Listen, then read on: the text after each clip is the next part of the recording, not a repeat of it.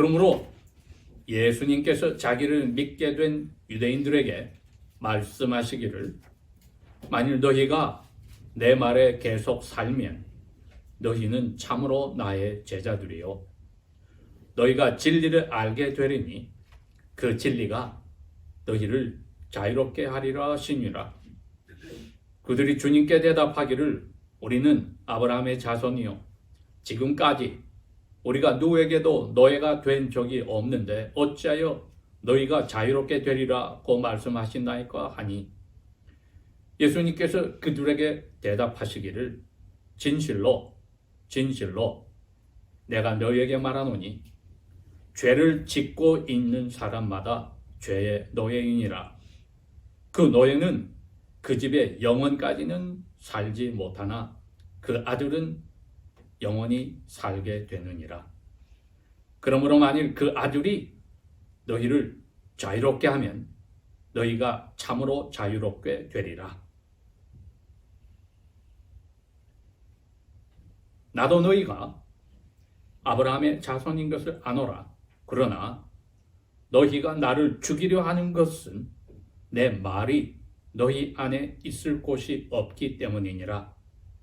나는 내 아버지와 함께 본 것들을 말하고 너희는 너희 아버지에게서 들은 것들을 행하는도다 하시니라. 아멘.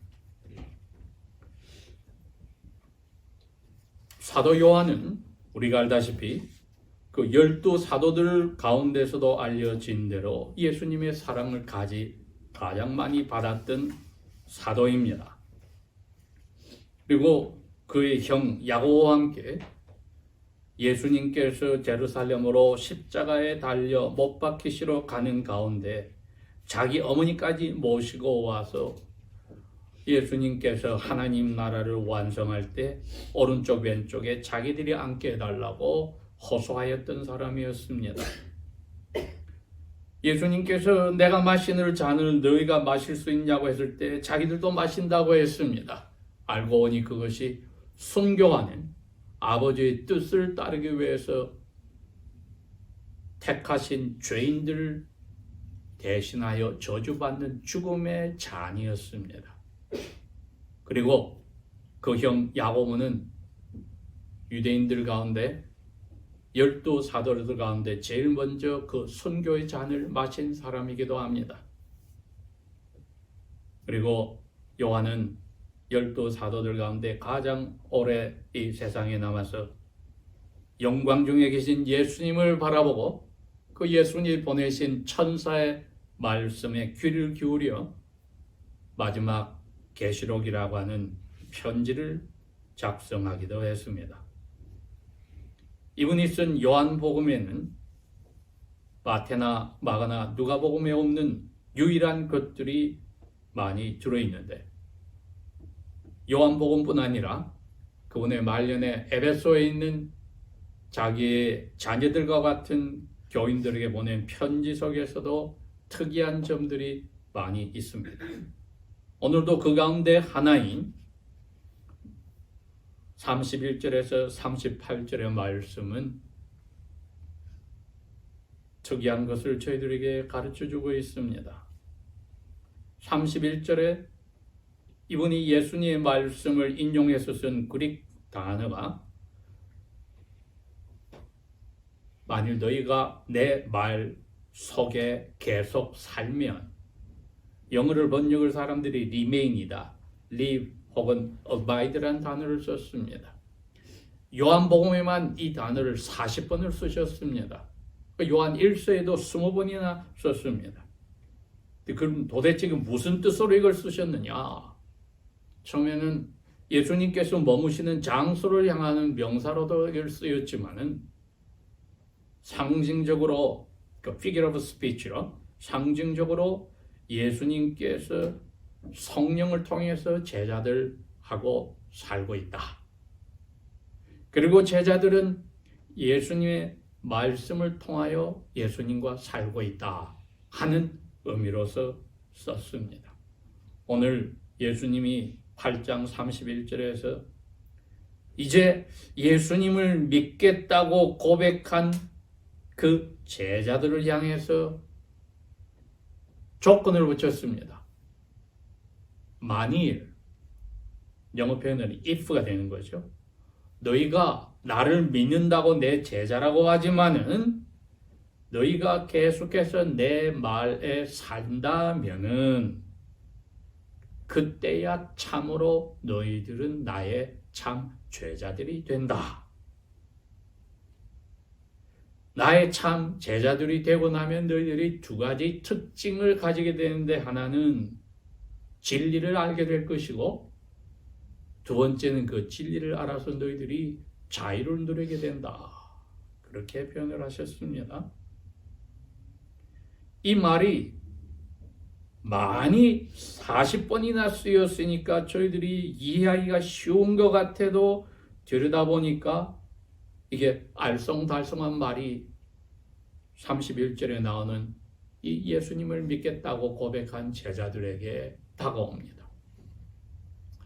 이분들의 속마음을 예수님께서 꿰뚫어 보시고 이 말씀을 하신 겁니다. 자기 12 제자들에게 말씀하신 게 아니라 많은 무리들이 이제 예수님께서 아주 강력하게 아버지 하나님의 뜻을 전해주니까 예수님이 하늘에서 오신 생명의 떡으로서 양식으로 자기들에게 아버지의 뜻을 전해주니까 영원한 생명을 누릴 수 있다고 하니까, 그러므로 자기를 믿게 된 유대인들이 생겼습니다. 그들에게 예수님이 그런 겁니다. 내가 너희들 마음을 꿰뚫고 보고 있는데 너희들이 아직까지 내가 말한 A부터 Z까지 무조건 믿는 게 아니야. 너희들 마음에 믿고 싶은 것만 믿어서 지금 조건부로 나를 따라온다고 하는데 그건 참 제자가 아니야. 참 제자는 끝까지 내 말 속에 계속 살아야 돼. 이게 현재 진행형이거든요. 계속 살아야 돼. 그러면 저희들이 참 제자가 된다면 예수님 말 속에 계속 살아야 한다니까 내가 많이 노력을 하고 기도도 많이 하고 찬송도 많이 하고 그렇게 해야 되겠구나 하고 오해를 할 수가 있습니다. 예수님께서 그런 오해를 없애시려고 나중에 잡히시는 그 전날 밤에 제자들하고 식사 전이나 식사 중간이나 식사 후에 많은 말씀을 하셨습니다. 요한복음은 그 22장 가운데 절반 정도가 하루 만에 일어난 일을 다 적어 놓은 겁니다. 그 부분이 특별히 13장, 14장, 15장 가면은 예수님이 이걸 더 풀어서 제자들에게 설명을 해줍니다. 내 말 속에 계속 산다는 게 무슨 말인지를 설명을 해줍니다. 그 전에 이미 6장에서도 예수님께서 자기가 십자가에 달려서 몸이 찢어지고 피를 흘리게 되는 것을 설명을 하면서 그렇게 된다고 하는 예수님의 그 말을 믿어주는 사람에게는 그럽니다. 6장 56절에 너희가 나의 살을 먹고 나의 피를 마시지 않은 것은 내 제자가 될 수가 없다. 나의 살과 나의 피를 먹고 마시는 사람은 내 안에 거하는 것이다. 이렇게 표현을 하셨어요.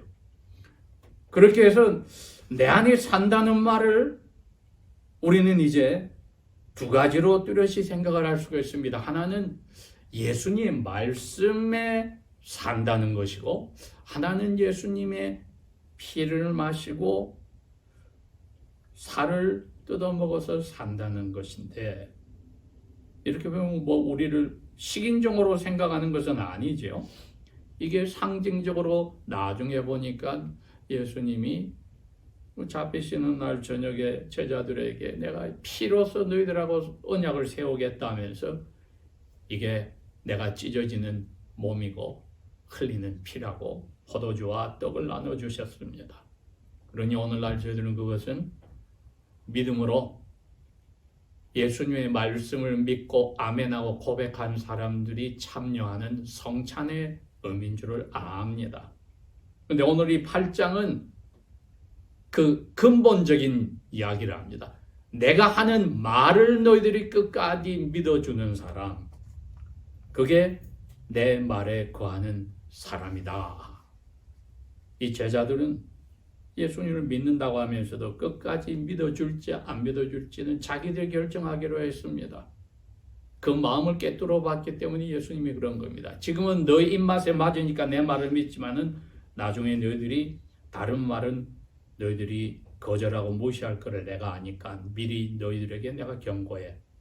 내 말에 끝까지 사는 사람만이 참 제자가 될 거야. 그래야만 그 사람은 진리를 알게 돼. 예수님께서는 14장에 내가 진리야, 내가 길이야, 내가 생명이야 하셨거든요. 사도 바울도 나중에 고린도 교회에 편지를 쓸 때 고린도전서 15장 45절이 그랬습니다. 두 번째 아담 예수님은 생명을 주는 영이야. 이렇게 해서 오늘 나는 예수 그리스도의 제자인가 하고 스스로에게 다시 한번 질문을 던집니다. 지난주까지는 저희들이 3번에 걸쳐서 제자의 모습에 대해서 설명을 했다면 오늘은 과연 나는 제자인가의 근본 질문을 다시 한번 던집니다. 나는 예수님께서 하신 이 말씀을 끝까지 믿고 그 안에 사는가? 성찬은 우리의 영혼을, 우리의 몸에 힘을 주고 평강을 줍니다. 저희들이 식사를 하고 나서 만족한 그 모습입니다. 그러니 우리가 노력해서 어떻게 말씀 안에서 살겠다 발버둥 치는 의미가 아니라 은혜로 그저 주시는 것을 받아먹는 겁니다. 말씀도 그렇습니다. 너희들이 내 안에 내 말 속에 계속 산다는 것은 그 안에 그냥 말씀을 받아먹는 것을 이야기합니다. 그대로 믿음으로 받아먹을 때에 그 의미가 예수님과 우리 사이를 잘 드러냅니다. 어떻게 하면 우리가 말씀 속에 계속 사느냐? 15장에도 그 표현을 했거든요. 4절, 5절, 7절에 10절까지. 내가 뿌리부터 이렇게 올라온 포도나무니까 너희들은 거기에 하나씩 싹이 펴서 나오는 가지야. 붙어있기만 하면 돼. 내 말만 그냥 너희들이 받아들이기만 하면은 내 말을 통해서 너희들이 영양 공급을 받아. 그럼 너희들이 건강하게 잘 자라는 거야. 가지가 스스로 건강하게 잘 자랐다고 어떻게 할 수가 없어. 새벽 기도하고 금식 기도하고 전도하고 연보하고 그래서 될 문제가 아니라는 겁니다. 참 제자의 특징은 그렇게 발버둥 쳐서 자기가 제자로 만들어지는 게 아니란 겁니다. 뿌리에 그냥 붙어만 있으면 되는 겁니다. 그런데 이 말을 듣고 있는 유대인들은 그 말씀을 받아들일 수가 없었습니다. 뭐를 해야만 되는데 그냥 말 속에 그냥 있으라 그러니까 이거는 아니지. 그랬더니 그들에게 예수님이 그럽니다. 36절. 아들이 너희를 자유롭게 하면 너희는 자유롭게 돼. 아까 32절에는 진리가 너희를 자유롭게 할 거야 해놓고 이젠 노골적으로 말씀하십니다. 내가 진리니까 내가 아들이 너희를 자유롭게 하면 너희들이 자유롭게 돼. 너희들은 너희들 생각에 너희들의 전통에 붙잡혀 있는 노예들이야. 나를 따르는 소수의 제자들 외에는 다 너희들 전통과 거기에 붙잡혀서 노력하는 노예들이야. 그렇게 하는 나는 너희 조상 사탄과 다를 게 없이 죄를 계속 지금까지 짓는 죄의 노예들이야. 유대인들은 받아들일 수 없습니다. 우리가 이 세상의 모든 민족 가운데 아브라함의 자손으로 특권을 누리고 메시아가 나타나면은 선민 1등 나라가 되는데 어떻게 우리가 노예 생활을 했단 말인가? 예수님은 아니야. 아들인 내가 너희들이 이제 집 밖에 쫓아내버린 너희는 노예로 나가야 돼. 더 이상 내 아버지 집에서 천 몇백 년 동안 특권 눌리고 살던 거 끝났어. 너희들은 나가야 돼. 죄의 노예로 남아있으니 나가야 돼.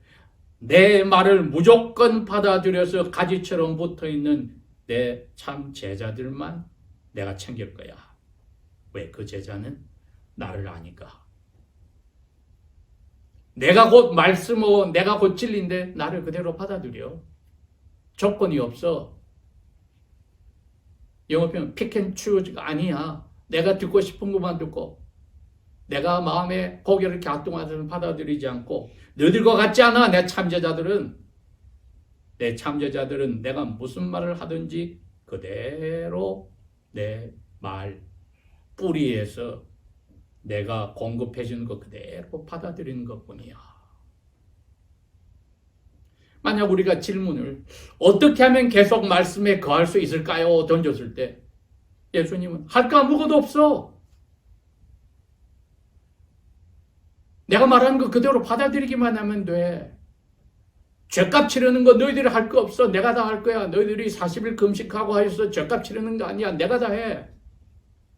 여러분, 가장 근본적인 부분입니다. 오늘 예수님이 하신 말씀은. 그렇게 노력하는 사람들은 아직까지 죄의 노예들이야.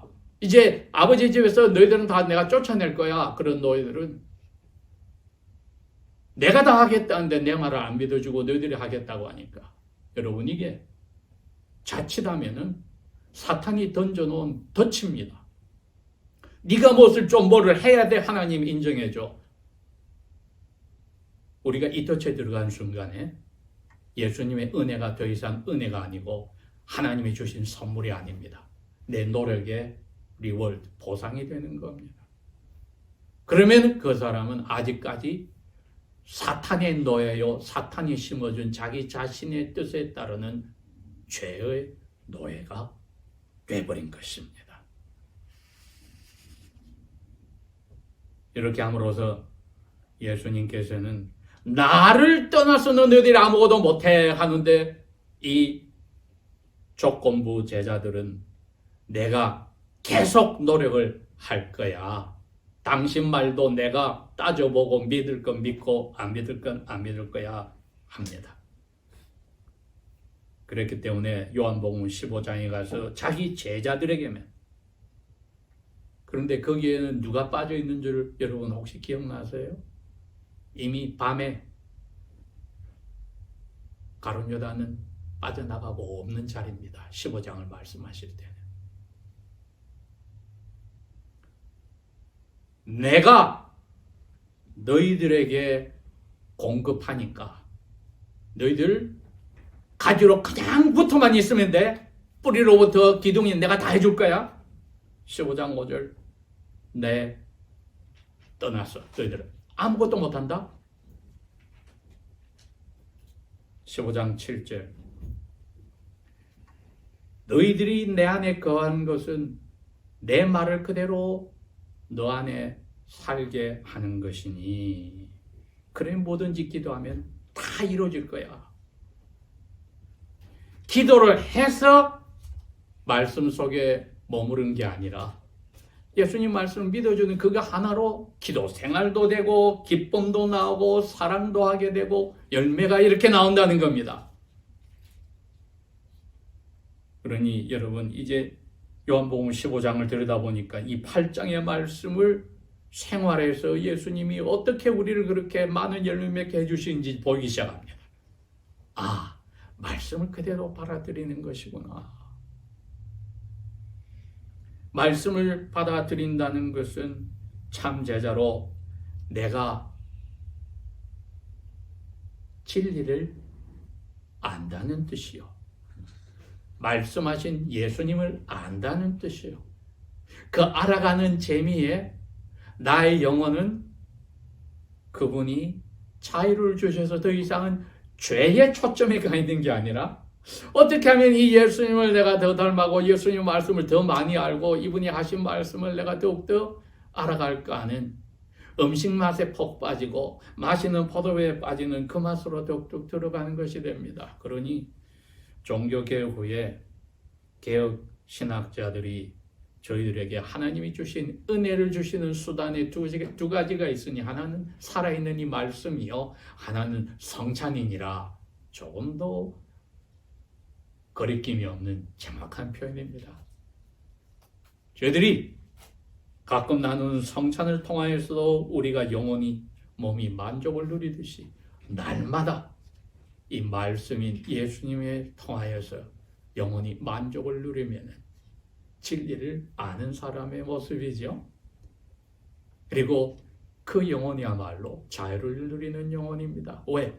그 진리 대신 예수님이 아버지 앞에서 약속으로 따낸 자유를 우리에게 주셨기 때문입니다.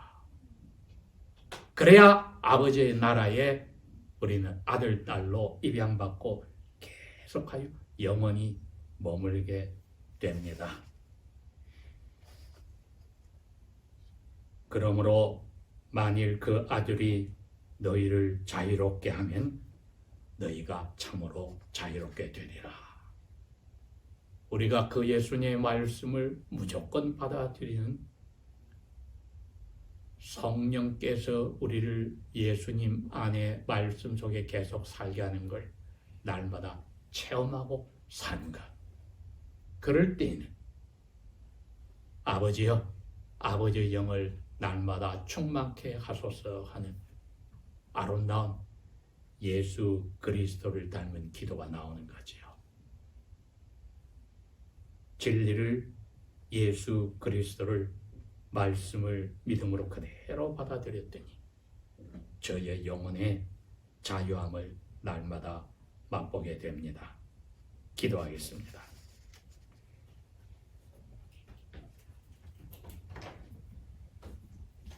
자유로운 영혼을 저희들에게 심어주셨으니 저희들이 주님을 만날 때까지 이 영혼이 그리스도를 알아가는 진리를 알아가는 그 지식과 은혜 안에 계속하여 자라도록 저희들을 모든 비바람과 박해와 유혹 속에서 지켜주실 줄 믿습니다. 성령께서 끊임없이 저희들을 예수 그리스도 안에 머물게 충만하여 주실 줄 믿고 감사하며 예수님 이름으로 기도합니다. 아멘.